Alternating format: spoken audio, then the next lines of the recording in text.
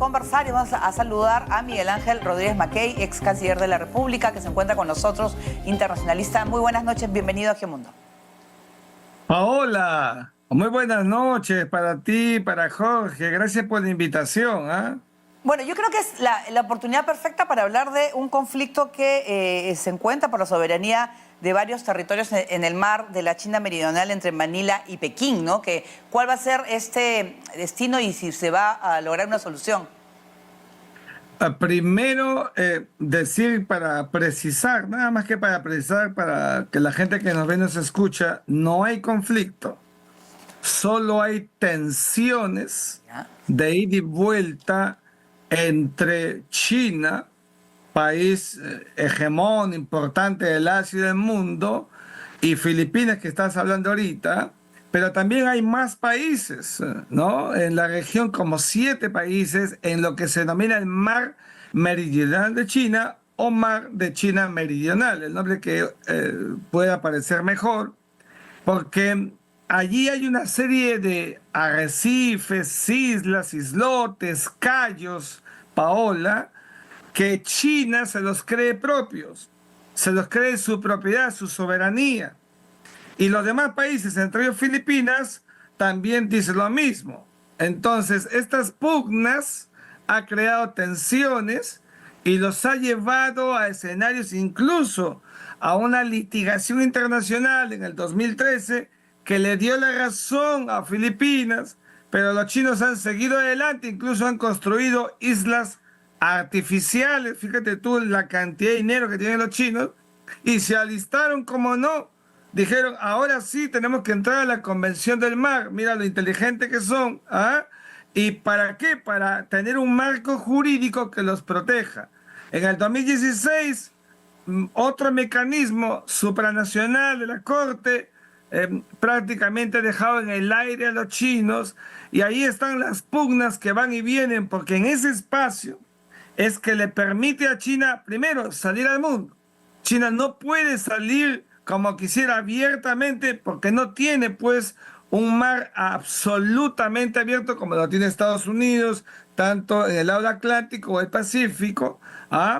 Y de otro lado están los intereses de muchos países, entre los Estados Unidos, porque hay una suerte de corredor entre lo que se denomina, no tengo a la mano un mapa, los 9 puntos, que es un área en la que ha venido más o menos surtiéndose estas tensiones que ha hecho que embarcaciones colisionen, pero no lleguen a un conflicto propiamente dicho. Pero qué duda cabe de enorme tensión, porque por allí se mueve cerca de 3 billones de dólares de un lado a otro, saliendo a lo que se llama la ancha base del Indo-Pacífico. Así están las cosas, es muy complicado. Yo sí más bien creo que, más allá de la guerra de Rusia y Ucrania, o lo que ustedes acaban de explicar, escuché a Jorge con un muy buen deletreo del derecho internacional sobre la Franja de Gaza,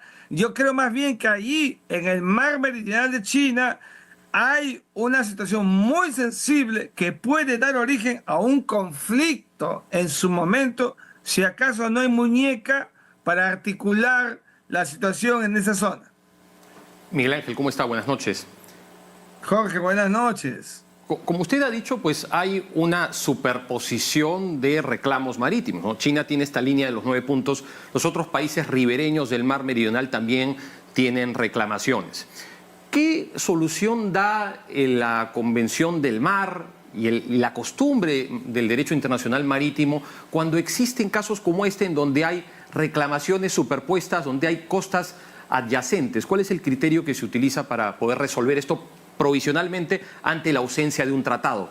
¿Qué es lo que sucede ahora? Extraordinaria pregunta.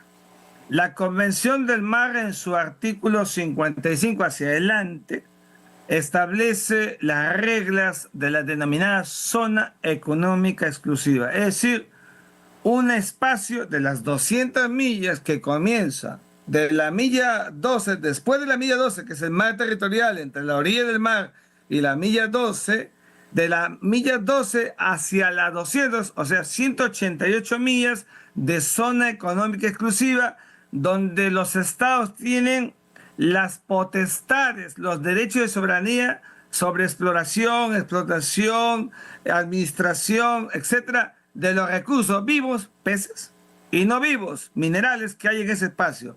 Cuando los estados normalmente deben tener 200 millas, que es lo que te permite la Conmemar, pero comprenderás que en la zona de los 9 puntos, en la zona del mar meridional, no llega pues a las 200 millas porque los estados se encuentran allí. Entonces la Convención del Mar establece como regla la equidistancia. ¿Qué cosa es la equidistancia? Ahí está pues, una distancia que sea para cada uno de ellos similar, proporcional, no igual, proporcional. Si la regla de la proporcionalidad de uno y otro estado es la que matiza lo justo, ese es el espíritu de la Convención del Mar, siempre y cuando antes se hayan agotado la ratio histórica, es decir, si un atolón está históricamente con certeza indubitable en el lado filipino, ahí no hay regla de equidistancia que valga, porque se sabe y nadie discute que sea históricamente filipino. Pero si hay incertidumbre, si no se conoce, entonces la regla es la equidistancia. Y esta regla de equidistancia no tiene que ser pues 200 millas, puede ser 50-50, 60-60, 30-30 o 30-60 o 80-20, dependiendo de la naturaleza constitutiva, geográfica, geopolítica, orográfica, marítima, etcétera, de los espacios de los estados concernidos. Eso es la regla que establece la Convención del Mar. Pero los chinos no creen esto que te acabo de decir. Para los chinos es absolutamente Miguel Ángel, de su soberanía. Sí, Miguel Ángel, si me permites, te invito vamos a hacer una pausa nosotros a continuación para seguir hablando de ese tema, Jorge, en los cuales es importante para que la gente pueda entender ese conflicto y además ha habido reuniones entre China y Filipinas. Nosotros vamos a regresar con Miguel Ángel Rodríguez Mackey, él es ex canciller de la República y también analista internacional para volver y hablar de esta tensión. Volvemos. Con nuestra entrevista con Miguel Ángel Rodríguez Mackey, ex canciller de la República. Miguel Ángel, el conflicto, bueno, la tensión en el mar de la China meridional, ¿no podría ahora en la era Trump haber la posibilidad de un posible tensiones entre Pekín y Washington? El factor Trump en este tema. Mira, así como está el mundo, según la mirada geopolítica de Donald Trump, cualquier cosa puede pasar. Pero yo no creo que en verdad quiera ir hasta allá. Estados Unidos sabe muy bien que su etapa en estos momentos es de recuperar hegemonía planetaria de naturaleza económica. Estados Unidos tiene poder militar, tiene hegemonía en ese ámbito. Por eso es que está con el tema de los aranceles para uno y para otro lado, latigando a cuanto país crea que debería hacerlo. Yo más bien creo que Estados Unidos seguirá invirtiendo en el espacio del Indo-Pacífico, en Australia, para ya no mirarlo como un país de canguros, sino como un país en clave geopolítico y militar que está frente a China.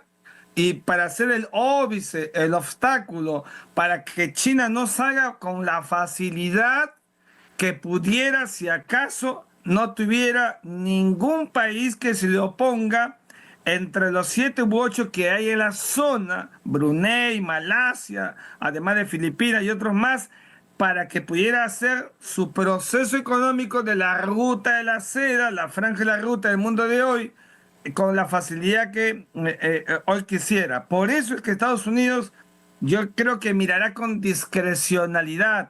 No puede meterse en todos los espacios del mundo para crear situaciones conflictuales a futuro que no será rentable para un gobierno de solamente 4 años. Él va a querer, sí, encimar superponiendo su poder como hegemón en términos económicos y a partir de allí hacer lecturas visibles de cuánto puede Estados Unidos establecer reglas para cada uno de los países con los que tengan una cobertura de oposición o, por supuesto, de deslizamiento, de aceptación. Miguel Ángel, como usted ha dicho, pues la Corte Permanente de Arbitraje de La Haya pues no ha encontrado méritos en este reclamo que plantea China sobre las islas, diciendo que ha tenido un control histórico sobre ellas. Y si es que no tiene control de las islas, pues no puede proyectar espacios marítimos. Pero China igual dice que esa es su zona económica exclusiva y su mar territorial de 12 millas y su zona económica exclusiva de 188 millas. Pero China dice que tiene derecho a bloquear el paso de naves militares por cuestiones de seguridad nacional. ¿Qué plantea la Convención del Mar con respecto a esto? O sea, ¿un Estado puede impedir el derecho libre de navegación de embarcaciones militares de terceros países a través de su zona económica exclusiva? Linda pregunta. No, en tanto y en cuanto no haya evidencia incontrastable de que el ingreso en su zona económica exclusiva sea una amenaza para el Estado, porque la regla en la zona económica exclusiva, repetimos, de las 12 a las 200, 188, es la libertad de navegación. No decimos soberanía absoluta, sino lo que decía Alberto Ulloa Sotomayor, la soberanía modal o soberanía relativa sobre recursos vivos y no vivos y no sobre aguas. Entonces, lo que sí existe es más bien en el mar territorial, que está pegado al mar, la orilla del mar, donde caminamos, vemos muy allí en la orillita, jugando con la arena con nuestros hijos, hasta la milla 12, allí sí hay categorías de el Estado para prohibir que las naves de guerra puedan surcar, si acaso lo considera. Si no lo cree, entonces está la regla del paso inocente o inofensivo. Y si considera, por ejemplo, que son embarcaciones militares, por ejemplo, los submarinos, ya no pueden ir en profundidad, sino en superficie. Todo esto no es lo mismo, pues, que en la zona económica exclusiva, donde el Estado, si se arroga criterios de seguridad por amenaza, sí puede tener este factor prevalente, pero vamos, esto es distinto a que esta tesitura de la Convención del Mar de la libertad de navegación es erga omnes, o sea, es para todos y de todos el sistema internacional. No estoy diciendo que sea alta mar.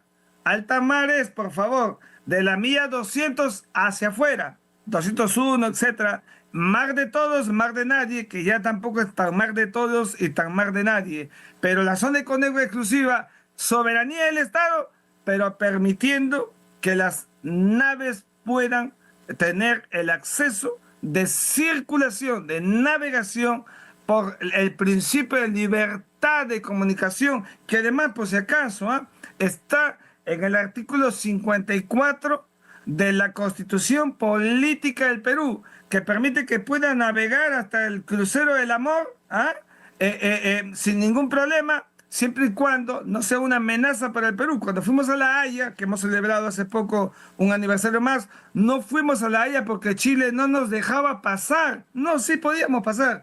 No nos dejaba pescar, que es diferente, consagrando la libertad de navegación. Muy bien, muchísimas gracias pues a Miguel Ángel Rodríguez Mackey, gracias por estar en el programa. A ustedes, muchas gracias.